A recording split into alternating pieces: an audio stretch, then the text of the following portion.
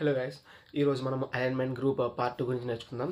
So దీనిలో 2 buttons, first 2 buttons ఇది decrease indent, ఇది ఇంక్రీజ్ ఇండెంట్ అనమాట. సో డిక్రీజ్ ఇండెంట్ ఏంటంటే సెల్ బార్డర్, ఈ సెల్ బార్డరా, ఈ సెల్ బార్డర్కి టెక్స్ట్కి గ్యాప్ లేకుండా చూసుకుంటుంది.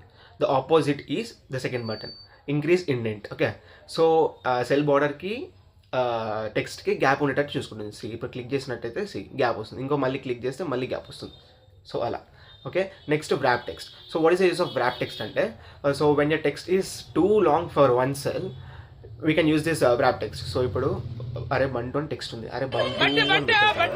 సో ఇప్పుడు ఈ సెల్ని సెలెక్ట్ చేసుకొని wrap text అని కొట్టంగానే ఈ సెల్లోనే స్టోర్ చేసుకుంది ఎంటైర్ టెక్స్ట్ని. ఓకే, సో కంట్రోల్ Z కొడుతుంది నేను.